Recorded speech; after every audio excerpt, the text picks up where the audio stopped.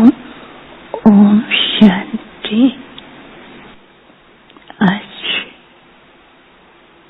वरदानी दिवस पर आप सबकी याद प्यार लेके जैसे मैं वतन में पहुंची, वतन की सजावट और शोभा इतनी सुंदर लग रही थी। कुछ सेकंड तो वतन के नजारे और वातावरण को मैं देखती रही, लेकिन बाबा बहुत दूर से आते हुए दिखाई दिए। बाबा नजदीक आकर के मुस्कुरा भी रहे थे। तो मैंने कहा कि बाबा आप कहाँ से चक्कर लगा के आए हैं?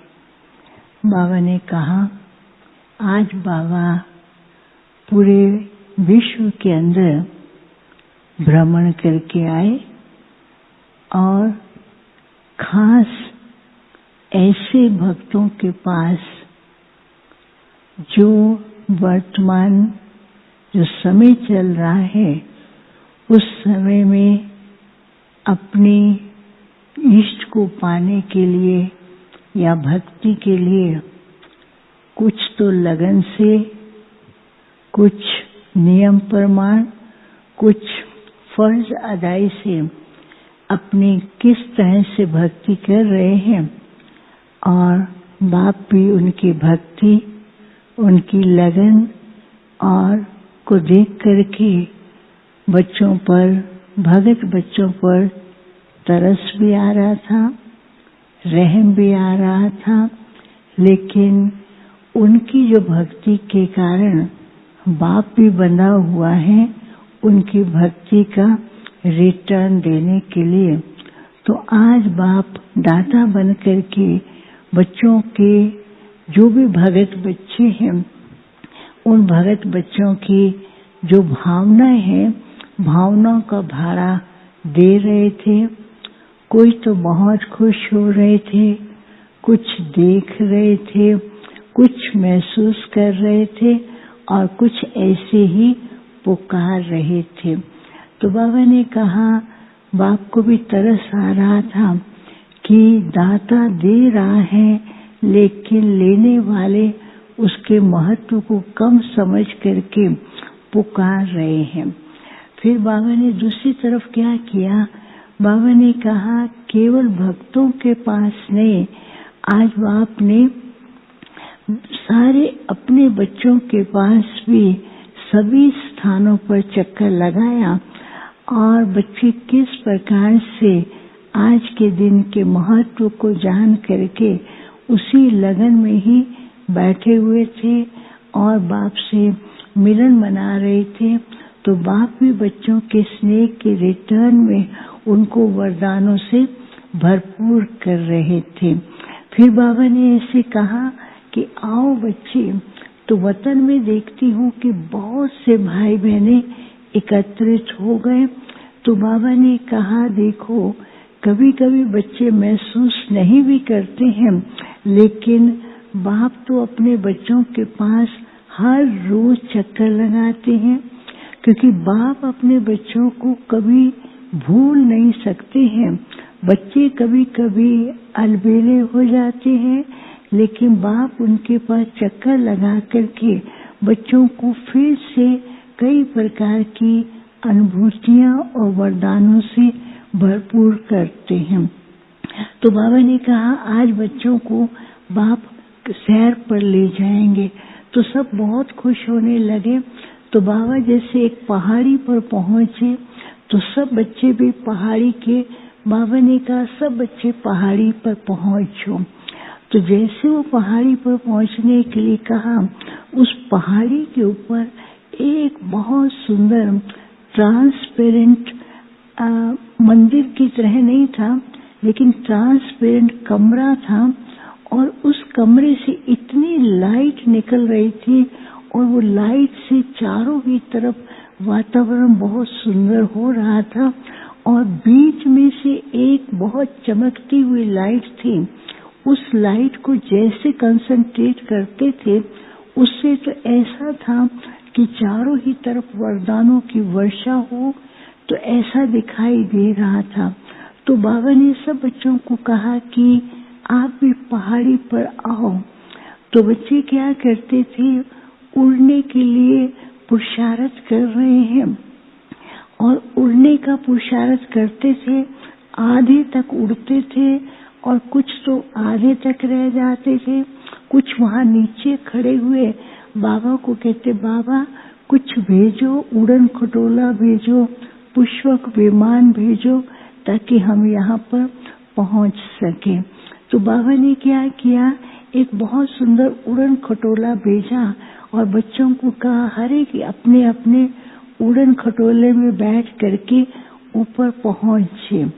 लेकिन सब उड़न खटोले में तो बैठ गए, लेकिन उस समय क्या हुआ, किसी का उड़न खटोला बीच की रस्सियों में बंधा हुआ था और किसी का उड़न खटोला ऐसे चारों तरफ चक्कर लगाता था और किसी का उड़न खटोला ऊपर नीचे शेक कर रहा था।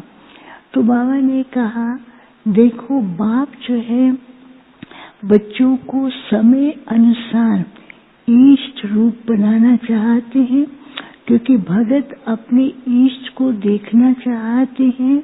लेकिन अभी भी बच्चे क्या है, सूक्ष्म बंधन ऐसे हैं, उन सूक्ष्म बंधनों के कारण बाप जो ऊंचाई की ओर ले जाते हैं उस ऊंचाई पर नहीं पहुंच पाते हैं।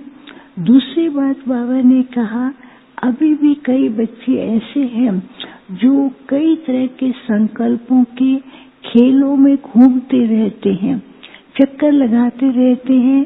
कई प्रकार के ऐसे संकल्प उत्पन्न किए हुए हैं जिसके कारण वो चक्कर में लगाते रहते हैं। और तीसरे ऐसे भी बच्चे हैं, हिम्मत भी रखते हैं लेकिन कभी कभी हिम्मत को खो देते हैं। फिर बाबा ने क्या किया, एक बहुत बड़ा उड़न खटोला भेजा जिसमें सारे बच्चे बैठ गए। तो उस उड़न खटोले की जो रस्सियां थी वो थी, उन रस्सी पर लिखा था बाप के प्यार में लगन। एक रस्सी पर लिखा था बाप के प्यार स्नेह में लगन, दूसरी तरफ लिखा था निर्संकल्प अवस्था और तीसरी तरफ लिखा था विधेयी स्थिति। तो जैसे वो लिखा था उसमें बैठे तो ऊपर की ओर उड़ करके उस हर एक के सामने क्या है, वो लाइट वाला कमरा हर एक को मिलता था और उसमें बैठ गए और ईष्ट के रूप में दिखाई दे रहे थे। तो बाबा ने कहा, अभी बच्चों को ये ध्यान रखना है कि बाप ने तो इतना दे दिया है, लेकिन अभी ईष्ट सर्व सिद्धि संपन्न बन करके भक्तों को साक्षात्कार कराना है और संपूर्ण अवस्था को प्राप्त करना है, क्योंकि समय बहुत नजदीक आ रहा है। तो मैंने कहा, बाबा बच्चे तो बहुत अच्छा पुरुषार्थ कर रहे हैं, सिद्धि स्वरूप कैसे बने?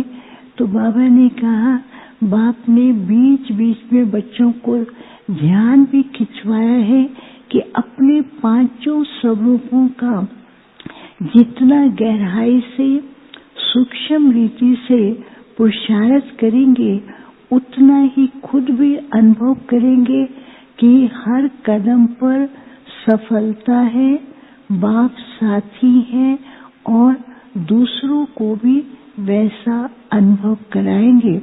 फिर तो सारे बच्चे ऐसे ईष्ट के रूप में दिखाई दे रहे थे। बाबा ने कहा, बाप यही चाहते हैं और इसी से ही बाप की और बच्चों की प्रत्यक्षता होगी।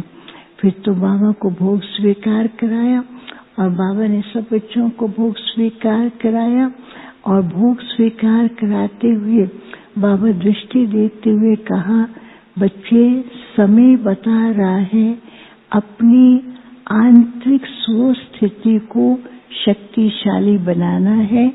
समय परिवर्तन की ओर जा रहा है, लेकिन स्थिति को शक्तिशाली बनाओ। फिर बाबा सबको दृष्टि दे रहे थे। फिर जिनके प्रति भोग थे, बाबा को याद दिया। बाबा ने उन सबको इमर्ज किया।